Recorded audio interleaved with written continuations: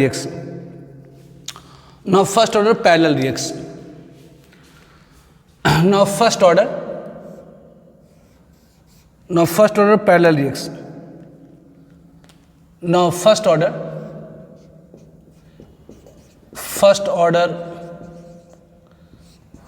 parallel reaction. तो बड़े parallel reaction क्या होती है? तो एक ऐसी केमिकल रिएक्शन जिसमें रिएक्टेंट एक साथ 2 और मोर प्रोडक्ट देता, that is called parallel reaction. Parallel reaction क्या है? तो बड़े पैरेलल रिएक्शन क्या है? तो एक ऐसी chemical reaction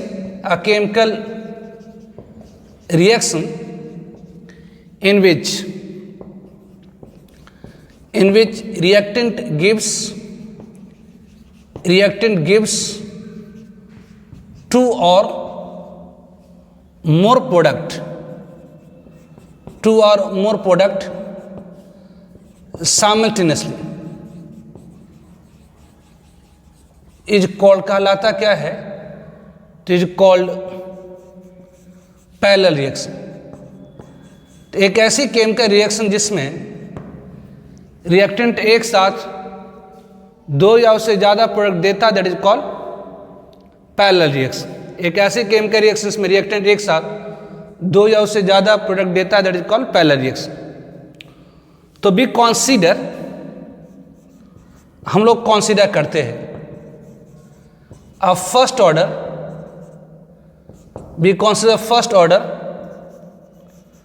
parallel reaction with 2 parallel path.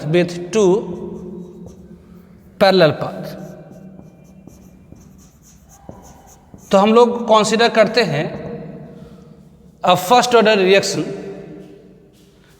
First order parallel reaction with 2 parallel part. मान लेते हैं कि कोई रिएक्टेंट ए है, एक साथ 2 प्रोडक्ट दे रहा है बी और दे रहा है सी.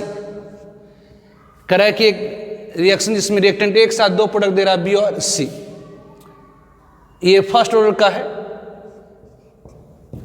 जिसकी रेट कांस्टेंट K1 है, और ए से सी भी फर्स्ट ऑर्डर का, ये भी फर्स्ट ऑर्डर का है, ये फर्स्ट ऑर्डर, और ये भी क्या है?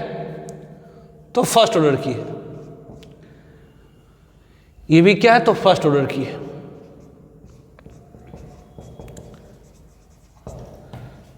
तो हमने कंसीडर कर लिया एक फर्स्ट ऑर्डर पैरेलल रिएक्शन जिसमें कोई एक रिएक्टेंट एक साथ 2 प्रोडक्ट दे रहा है बी और सी. मान लेते हैं कि लेट T इक्वल टू 0, मतलब इनिशियली रिएक्टेंट ए की कॉन्सेंट्रेशन A0 थी और प्रोडक्ट बी की शुरुआत में 0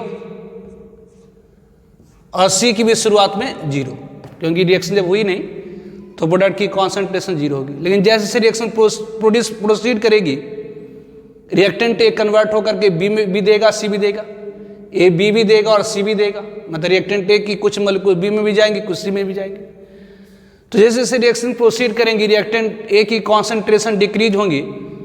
तो मान लेते हैं किसी टाइम टी पर रिएक्टेंट ए की कॉन्सेंट्रेशन डिक्रीज होकर के हो गई 80, और प्रोडक्ट बी की कॉन्सेंट्रेशन किसी टाइम टी पर इंक्रीज होकर के हो गई BT, और सी की कॉन्सेंट्रेशन इंक्रीज होकर हो गई CT. तो हमने कंसीडर करा है एक फर्स्ट ऑर्डर पैरेलल रिएक्शन जिसमें 2 पाथ है, मतलब रिएक्टेंट एक साथ 2 प्रोडक्ट दे रहा बी और सी. ये भी फर्स्ट ऑर्डर की है और ये भी फर्स्ट ऑर्डर की है. इस पाथ के रेट कांस्टेंट K1, इस पाथ के रेट कांस्टेंट K2.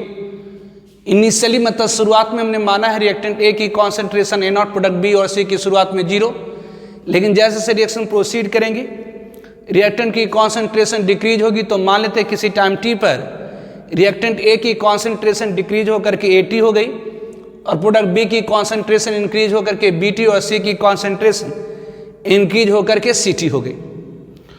तो ऑब्वियसली फ्रॉम रेट लॉ, अगर आपसे रेट लॉ से पूछा जाए कि रेट लॉ से हम लोग कह सकते हैं कि रेट ऑफ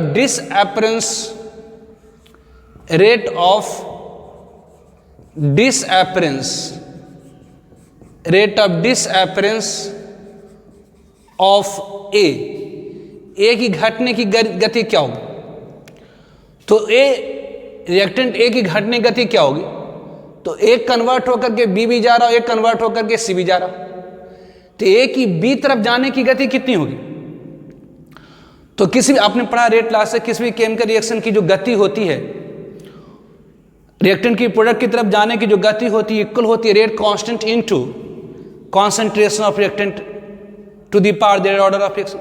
तो अगर आपसे पूछा जाए ए की बी तरफ जाने की गति क्या होगी, कहेंगे जी इस पाथ की रेट कांस्टेंट K1 है, तो K1 into concentration of reactant A to the power their order of reaction first. A की बी तरफ जाने की गति क्या होगी? तो रेट लॉ के अनुसार किसी भी केमिकल रिएक्शन की जो दर होती है, गति होती है, वो इक्वल होता है rate constant K into concentration of reactant to the power their order of reaction. तो ए की बी तरफ जाने की गति होगी K1 इंटू ए, उसके बारे में चूंकि फर्स्ट ऑर्डर की है तो 1 दे देंगे, जीरो ऑर्डर का होता तो 0 दे देते, सेकेंड ऑर्डर की होती तो 2 दे देते। उस तरह से एक ए सी की तरफ ही जा रहा, तो ए की सी तरफ जाने की गति क्या होगी? तो ए की सी तरफ जाने की गति होगी रेट लॉ के अनुसार, इस पाथ की रेट कांस्टेंट K2 है, तो ये K2 into concentration of reactant A to the power their order of reaction, तो ये भी फर्स्ट ऑर्डर की है तो 1। तो रेट लॉ के अनुसार ए की बी तरफ जाने की गति होगी K1 इंटू ए, और ए की सी तरफ जाने की गति होगी K2 इंटू ए। तो जो रेट ऑफ डिसअपेरेंस ऑफ ए होगी, अब ए बी की तरफ जा रहा है K1 इंटू ए गति से, और ए सी की तरफ जा रहा है K2 इंटू ए गति से, तो rate of disappearance of A की घटने की गति क्या होगी? तो K1 into A plus K2 into A. तो rate of disappearance of A को हम लोग लिखते हैं इस तरह से, minus DA upon dt is equal to ये K1 plus K2 into concentration of reactant A, ये इक्वेशन 1 लिख देते हैं।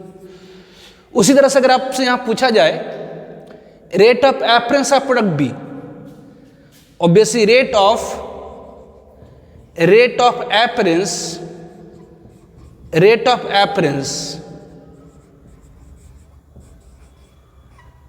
ऑफ बी, तो बी की बनने की गति क्या होगी? तो ए बी की तरफ किस गति जा रहा है? तो K1 इंटू ए से। अगर मान लेते हैं कि 1 सेकेंड में इधर से इधर 0.1 मोल गया, तो ये बना कितना? तो इधर से अगर 0.1 मोल गया है तो ये भी 0.1 मोल ही बनेगा। तो अगर ए की बी तरफ जाने की गति K1 इंटू ए है, तो बी की एपेर होने की गति, बी की बनने की गति क्या होगी? तो K1 इंटू ए। तो rate of appearance of B को हम लोग कैसे लिखेंगे? तो rate of appearance of B को हम लोग कैसे लिखेंगे? तो rate of appearance of B को हम लोग कैसे लिखेंगे? तो rate of appearance of B को हम लोग कैसे लिखेंगे? तो लिखेंगे rate of appearance of B को हम लोग लिखेंगे dB अपॉन dt। तो dB upon dt equal to क्या होगी? तो K1 इंटू ए, इसे इक्वेशन 2 कर दीजिए। ऑल्सो अगर आपसे पूछा जाए रेट ऑफ एपरेंस ऑफ सी की बनने की गति क्या होगी? तो रेट ऑफ एपरेंस ऑफ सी की बनने की गति क्या होगी? तो रेट ऑफ एपरेंस ऑफ सी क्या होगी? तो रेट ऑफ एपरेंस ऑफ सी क्या होगी? तो सी की बनने की गति क्या होगी? तो ए की सी तरफ जाने की गति क्या है? तो K2 इंटू ए। रेट लॉ के अनुसार ए की सी तरफ जाने की गति क्या होगी? तो K2 into concentration of reactant A to the power their order of reaction. मतलब अगर मान लेते 1 सेकेंड में 0.2 मोल इधर से इधर जा रहा, तो ये बनेगा कितना? तो 0.2 मोल। तो ए की सी तरफ जाने की गति कितनी है? तो K2 इंटू ए, इस पाथ का रेट कांस्टेंट K2 है। तो रेट लॉ के अनुसार किसी भी रासायनिक अभिक्रिया की जो गति होती है वो इक्वल होती है rate constant to concentration of reactant to the power their order of reaction. तो इस पाथ की रेट कांस्टेंट K2 है, तो ये सी की बनने की गति क्या हो जाएगी? तो K2 इंटू ए। तो rate of appearance of C को हम लोग क्या लिखेंगे? तो ये DC upon dt is equal to क्या होगी? तो ये K2 into concentration of A, equation 3। तो अब हम लोग करेंगे क्या? तो एक एक करके इंटीग्रेट करेंगे। तो from equation 1, now from equation 1 from equation 1 अगर इक्वेशन 1 से जाएं तो इक्वेशन 1 क्या है, तो minus D upon D T is equal to what, तो ये K1 plus K2 into concentration of reactant है। तो दिस सिंपल आप लिख सकते हैं कि माइनस डी ए अपॉन, नीचे ले आएंगे इसको इधर ले आए तो ए इज इक्वल टू व्हाट, तो ये K1 plus K2 into D T. Integrate कर दीजिए दोनों साइड्स, तो इधर वेरिएबल है टाइम, इधर वेरिएबल है कॉन्सेंट्रेशन ऑफ रिएक्टेंट है। तो अगर टी इक्वल टू 0 है, मतलब टाइम शुरुआत की है, टी इक्वल टू 0 पर रिएक्टेंट ए की कॉन्सेंट्रेशन कितनी, तो A0 है। अब जैसे जैसे टाइम इंक्रीज करता जा रहा है रिएक्टेंट ए की कॉन्सेंट्रेशन घटती जा रही है, तो किसी टाइम टी पर रिएक्टेंट ए की कॉन्सेंट्रेशन कितनी हो गई, तो 80 हो गई। तो डी अपॉन ए की इंटीग्रेशन आप जानते हैं, जैसे 1/x की dx की इंटीग्रेशन क्या होती है, तो ln x होती है। 1/x dx की इंटीग्रेशन क्या होती है, तो ln x होती है। 1/y dy की इंटीग्रेशन क्या होगी, ln y होगी। 1/z dz की इंटीग्रेशन क्या होगी, तो ln z। तो उसी तरह से डी अपॉन ए की इंटीग्रेशन क्या होगी, डी अपॉन ए की इंटीग्रेशन क्या होगी, तो ये डी अपॉन ए की इंटीग्रेशन क्या होगी, डी अपॉन ए की इंटीग्रेशन क्या होगी, तो यहाँ पर डी अपॉन ए की इंटीग्रेशन होगी व्हाट, तो यहाँ पर डी अपॉन ए की इंटीग्रेशन होगी, यहाँ पर डी अपॉन ए की इंटीग्रेशन होगी, यहाँ पर डी अपॉन ए की इंटीग्रेशन हो जाएंगी व्हाट, तो ये ln a लिमिट पुट कर दीजिए व्हाट, A0 से 80, ये माइनस बाहर निकाल दीजिए, इज इक्वल टू क्या होगी, तो ये K1 plus K2 into D T की इंटीग्रेशन, ये K1 प्लस K2 कॉन्स्टेंट बाहर, डी टी की इंटीग्रेशन टी, लिमिट 0 से टी। तो अपर लिमिट पुट करिए तो ये minus ln concentration of A at any time T minus ln A0 is equal to what, तो ये K1 plus K2 into T minus 0, minus sign से अगर multiply कर दीजिए तो ln A0 upon A T, ln A0 upon A T is equal to, या देखिए इसे माइनस साइन से मल्टीप्लाई कर दिए ln A0 minus ln A T, ठीक है, is equal to K1 plus K2 into T हो गई। इसे आप लिख सकते हैं this simply ln A0 upon A T, ln A0 upon A T is equal to ये K1 plus K2 into T लिख सकते हैं, या ऐसे आप लिख सकते हैं ln मतलब होता लॉग बेस में, ln मतलब क्या होता है, तो लॉग बेस में, इसका मतलब होता लॉग बेस में। तो अगर लॉग को हटाएंगे तो ये क्या होगा, तो A0 into A T is equal to E to the power K1 plus K2 into T. मतलब दिस सिंपल आप कर सकते हैं, अगर ए टी निकालें concentration of at any time T, तो दैट इज इक्वल टू हो जाएगा A0 upon e to the power K1 plus K2 into T. इसीलिए concentration of reactant at any time T is equal to क्या हो गई, तो इसे ऊपर ले जाएंगे तो A0 into E to the power minus K1 plus K2 into T. तो basic concentration of reactant at any time T A T is equal to क्या होगी, तो A0 into 1 minus A0 into E to the power minus K1 plus K2 into T. तो concentration of reactant at any time T is equal to क्या, तो A0 into E to the power minus K1 plus K2 into T हो गई। तो first order parallel reaction में reactant A की जो concentration है किसी टाइम टी पर कितनी होगी, तो A0 into E to the power minus K1 plus K2 into T होगी। तो यदि हम लोग concentration of product B at any time T निकालना चाहें तब, तो फ्रॉम इक्वेशन टू आप कह सकते हैं, ऑब्वियसली फ्रॉम इक्वेशन टू आप कह सकते हैं, फ्रॉम इक्वेशन टू ऑब्वियसली हम लोग कह सकते हैं, फ्रॉम इक्वेशन टू से हम लोग क्या कहेंगे, तो इक्वेशन टू से हम लोग कहेंगे क्या, तो फ्रॉम इक्वेशन टू से हम लोग कहेंगे कि जी फ्रॉम फ्रॉम इक्वेशन टू से हम लोग क्या कहेंगे, तो ये D V upon D T is equal to K one into A. इसका मतलब ये आप लिख सकते हैं D V is equal to K one into A मतलब concentration of reactant at any time T. तो कॉन्सेंट ये एक्चुअली क्या है, तो concentration of reactant at any time T है।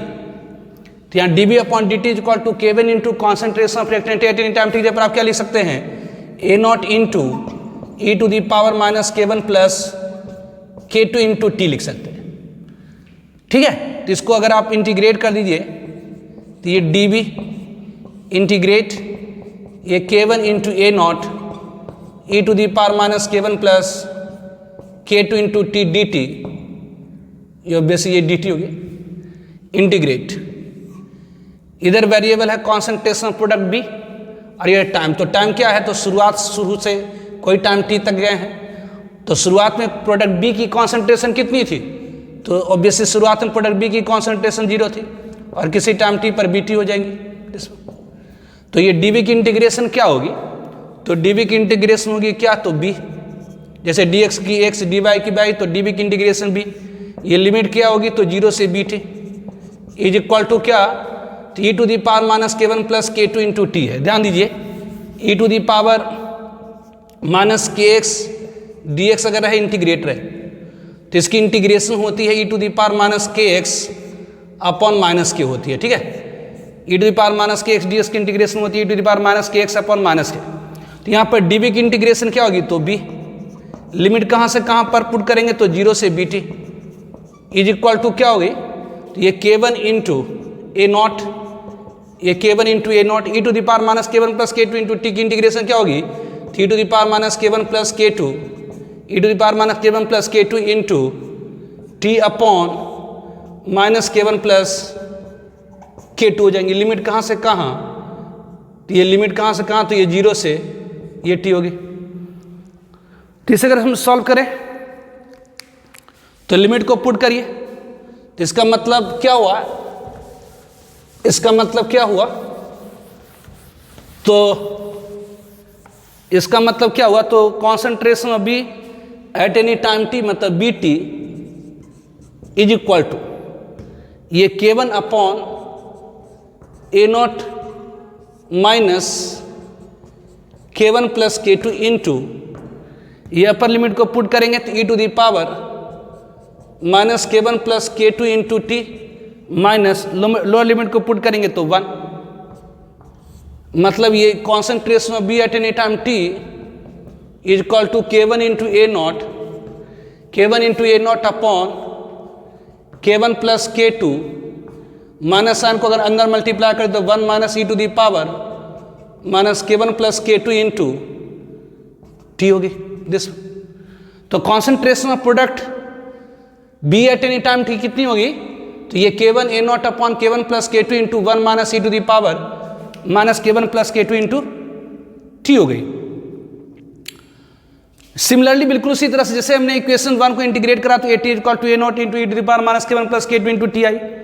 इक्वेशन 2 को इंटीग्रेट करें तो D V upon D T equal to K one into concentration of at any time T, अगर इसे इंटीग्रेट करें तो यह सिमिलरली बिल्कुल इसी तरह से, सिमिलरली बिल्कुल इसी तरह से from when we integrate equation 3 when we integrate, जब हम लोग इंटीग्रेट करेंगे इक्वेशन 3 तो बी गेट, तो हम लोग पाते हैं concentration of C at any time T equal to ये के वन की जगह पर सिर्फ क्या आएगा, तो के टू हो जाएगा, तो K two into A naught upon K one plus K two into 1 minus E to the power minus K one plus K two into ये टी हो जाएगी।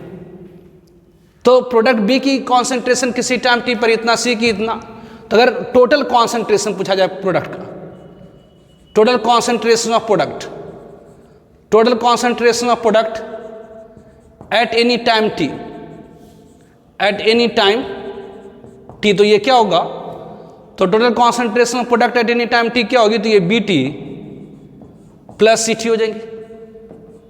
Total concentration of product at any time T B T plus C T हो जाएगी। तो B T और C T को अगर आप जोड़ेंगे तो ए naught upon K one plus K to, या ए नॉट अपॉन के वन, तो इसको अगर आप यहाँ पर ये क्या है, तो इन दोनों में ये कॉमन है जी, इतना कॉमन है, ये कॉमन है दोनों, ठीक है।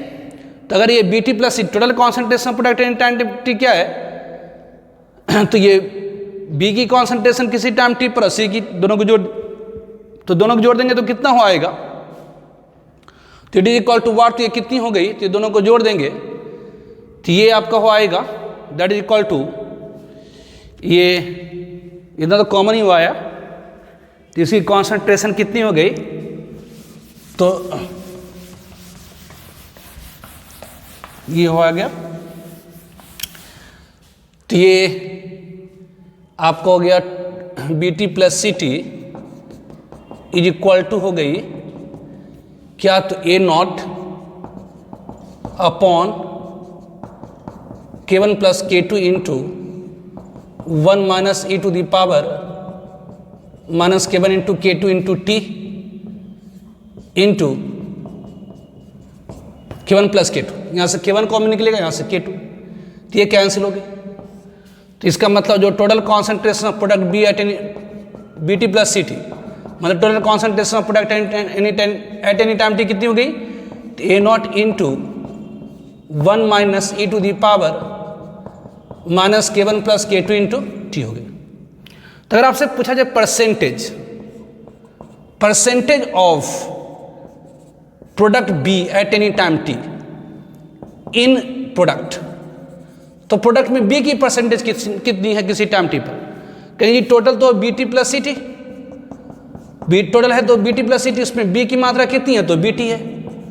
टोटल कॉन्सेंट्रेशन प्रोडक्ट का किसी टाइम टी पर कितना है तो Bt प्लस सी टी, उसमें बी की मात्रा कितना तो Bt, कहेंगे जी Bt प्लस सी टी में बी की मात्रा है Bt, इसे 1 में कितनी हो जाएंगी, तो ये 1 में हो जाएंगी Bt upon Bt plus C t, तो 100 में कितना हो जाएगा, तो Bt upon Bt plus C t into 100, तो percentage concentration, percentage of Bt in product is equal to क्या, तो ये Bt upon Bt plus C t into 100, इतना हो गया। तो it is equal to what, तो ये B की कॉन्सेंट्रेशन किसी टाइम टी पर इतना है और Bt प्लस सी टी इतना है, तो इतना को आप इसे डिवाइड करेंगे तो A naught into 1 minus E to the power minus K1 plus K2 into t cancel हो जाएगा, A naught into 1 minus E to the power minus K1 plus K2 into t cancel हो जाएगा, तो बचेगा कितना, तो ये Bt को अगर इससे डिवाइड करेंगे तो ये तो कैंसिल हो जाएगा, तो बचेगा सिंपली K1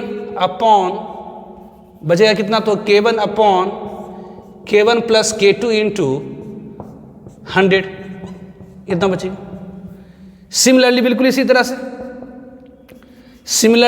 तरह से अगर percentage concentration, percentage of C at any time T in product अगर आपसे पूछा जाए तो कितना आएगा, तो बेसिक ये Ct को आप डिवाइड कर दीजिए, ये Ct upon Bt plus C t into 100, इतना आ जाएगा।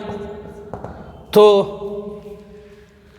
अगर concentration of C at any time T, मतलब इसे अगर डिवाइड करेंगे इससे, तो ये naught into 1 minus E to the power minus K1 plus K2 into t ऊपर नीचे कैंसिल हो जाएगा, तो बचेगा क्या, तो सिंपली बच जाना है, तो ये सिंपली क्या बच जाना है,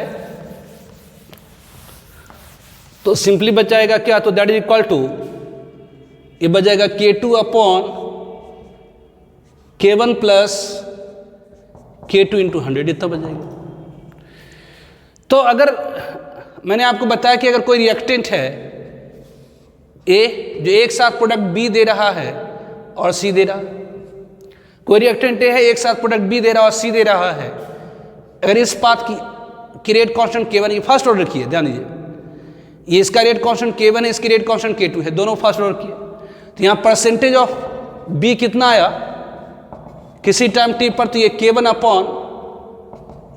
upon K1 plus K2 into 100 आया। उसी तरह से percentage of C at any time T कितनी आई, तो ये K2 upon K1 plus K2 into 100, इतना आया, इतना आ गया जी, ठीक है। तो अगर हम लोग जैसे दो पाथ माने, अगर सपोज n पाथ हो, तो in general for first order reaction with n parallel path. In general first order reaction with n parallel path. तो इन जनरल हम लोग करते हैं, in general first order reaction with n parallel path. जैसे मान लेते कोई रिएक्टेंट A है, ये एक साथ दे रहा है सपोज A1 जिसका रेट कांस्टेंट K2 है, सब फर्स्ट ऑर्डर की है, दे रहा है A2 जिसका रेट कांस्टेंट K2 है, एंड सो ऑन। ये दे रहा है AN, इसका रेट कांस्टेंट सपोज Kn है। तो अगर यहाँ पर percentage of A1 in product अगर आपसे पूछा जाए तो कितनी हो जाएगी? तो that is equal to K1 upon इस पाथ की rate constant upon overall rate constant. Overall मतलब ये K1 plus K2 plus K3 plus dot dot dot Kn into 100, या इसी को आप लिख सकते हैं K1 अपॉन K इंटू 100, जहां पर K इक्वल टू क्या? तो K1 plus K2 plus Kn overall rate constant. उसी तरह से अगर आपसे पूछा जाए percentage of A2 in product क्या होगा? That is equal to K2 upon ये K1 plus K2 plus dot dot dot plus Kn into 100, मतलब that is equal to K2 upon K into 100, where K is what? तो where K, जहां पर K equal to क्या है? K1 plus K2 plus dot dot dot plus Kn कहलाता है, it is called, ये कहलाता called overall rate constant, called overall rate constant. तो ये आपको रिजल्ट में इसके लिए ध्यान रखनी है। Derivation is not much important, derivation की कोई जरूरत नहीं, जस्ट समझने के लिए अपन डेरिवेशन डिराइव किए, इतना जो अपन इंटीग्रेट वगैरह किए वो जस्ट समझने के लिए। एक्चुअली में आपको ध्यान क्या रखनी है, कि फर्स्ट ऑर्डर पैरेलल रिएक्शन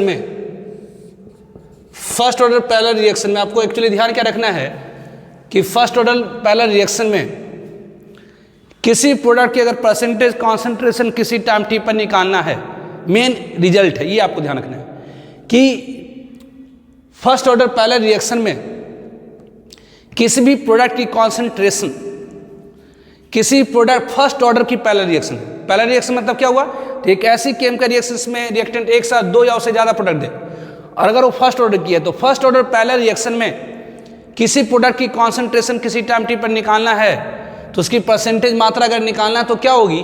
तो उस पाथ की rate constant upon overall rate constant, that is अरे A1 की परसेंटेज किसी टाइम टी पर निकालना तो कितना होगा? तो K1 upon K1 plus K2 plus dot dot Kn into 100।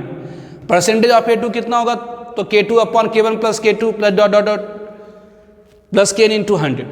तो obviously in first order parallel reaction, ये आपको याद रखना है, in first order parallel reaction जो प्रोडक्ट की कॉन्सेंट्रेशन होती है, प्रोडक्ट की जो परसेंटेज कॉन्सेंट्रेशन होती है उस पाथ की rate constant upon overall rate constant into 100, उस पाथ की rate constant upon overall rate constant into 100। तो ये रिजल्ट हम लोगों के लिए क्या है? इंपॉर्टेंट है, ठीक है। तो क्वेश्चन है, find rate of formation of B in following reaction. Rate of formation of B बताइए इन सारे रिएक्शंस में। तो सॉल्यूशन,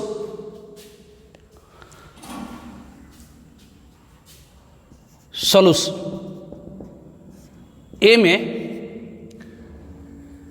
अब जरा देखिए, ए से बी का रेट कांस्टेंट K1 है और बी से सी की रेट कांस्टेंट K2 है, और ये भी फर्स्ट ऑर्डर, ये भी फर्स्ट ऑर्डर। तो ए की बी तरफ जाने की गति क्या होगी? तो रेट लॉ के अनुसार किसी भी केमिकल रिएक्शन की जो गति होती है वो इक्वल होती है rate constant K into concentration of reactant A to the power order of X। तो ए की बी तरफ जाने की गति क्या होगी? तो K1 into concentration of reactant A to the power order of X। अगर ये फर्स्ट ऑर्डर किया तो प्रारंभ, और बी की सी तरफ जाने की गति क्या होगी? तो इस पाथ की रेट कांस्टेंट K2 है, तो K2 into concentration of reactant to the power their order of reaction. तो यहाँ पर रिएक्टेंट B है तो B to the power their order of reaction, ये फर्स्ट ऑर्डर की तो बन। तो A की B तरफ जाने की गति K1 इंटू A और B की C तरफ जाने की गति K2 इंटू B। मतलब अगर 1 सेकेंड में अगर मोटा मोटी समझो कि अगर आपको कोई 10 रुपया दे और उसमें से आप 2 रुपये किसी और को दे दीजिए, 1 सेकेंड में कोई 10 रुपये आपको दे उसमें से 2 रुपये आप किसी और को दे दीजिए, तो आपके पास कितने बचेंगे? तो 8 रुपये। उसी तरह से यहाँ भी है कि A की B तरफ जाने की गति K1 इंटू A और B की C तरफ जाने की गति K2 इंटू B है। तो यहाँ पर rate of appearance of B, तो यहाँ पर rate of formation of B या कि rate of appearance of B, rate of appearance of B की क्या होगी? तो K1 into concentration of A minus K2 into B। तो rate of appearance of B क्या होंगी? तो A की B की तरफ जाने की K1 इंटू A और B की C तरफ जाने का K2 इंटू B। मतलब K1 इंटू A से आया लेकिन K2 इंटू B से चला भी गया तो नेट इतना बना। इसका मतलब इसको आप लिख सकते हैं dB upon dt, rate of appearance of B is equal to dB upon dt is equal to क्या? तो K1 into A minus K2 into B हो गया। उस तरह से B में आइए, करा A से B पाथ की रेट कांस्टेंट K1 है लेकिन ये 0 ऑर्डर की है, जबकि B से C पाथ की रेट कांस्टेंट K2 है और ये फर्स्ट ऑर्डर की है। तो A की B तरफ जाने की गति क्या होगी? तो A की B तरफ जाने की गति क्या होगी? तो रेट लॉ के अनुसार किसी भी केमिकल रिएक्शन की जो गति होती है वो इक्वल होती है rate constant into concentration of reactant to the power their order of reaction. तो यदि ये 0 ऑर्डर की है तो ये K1 into A to the power क्या हो जाएंगी? तो ये 0। A की B तरफ जाने की गति क्या होगी? तो K1 into concentration of reactant to the power their order of reaction. और B की C तरफ जाने की गति क्या होगी? तो B की C तरफ जाने की गति क्या होगी? तो इस पाथ की रेट कांस्टेंट K2 है तो K2 into concentration of reactant B to the power their order of reaction. तो A की B तरफ जाने की गति क्या होगी? तो K1 into A to the power 0, B की C तरफ जाने की गति क्या होगी? तो K2 into B to the power 1। तो इसलिए रेट ऑफ, यहां पर अगर आपसे पूछा जाए rate of appearance of B, rate of appearance of B की बनने की गति क्या हुई? तो इधर से इधर आने की गति होगी K1 into A to the power 0 और B की C तरफ जाने की गति होगी K2 इंटू B। मतलब अगर आपकी 1 सेकेंड में 10 मोल आया और उसमें से 2 मोल चला गया तो नेट कितना बचा? तो 10 में से 2 घटा दी, मतलब K1 into A to the power 0 minus K2 into B। तो यहाँ rate of appearance of B कितनी हो गई? तो यहाँ dB upon dt, rate of appearance of B को लिखेंगे dB upon dt is equal to K1 minus K2 into B। ठीक है, उस तरह से C में आइए, करें A से B, इस पाथ की रेट कांस्टेंट K1, इसकी रेट कांस्टेंट K2, ये फर्स्ट ऑर्डर, ये 0 ऑर्डर का है। तो यहां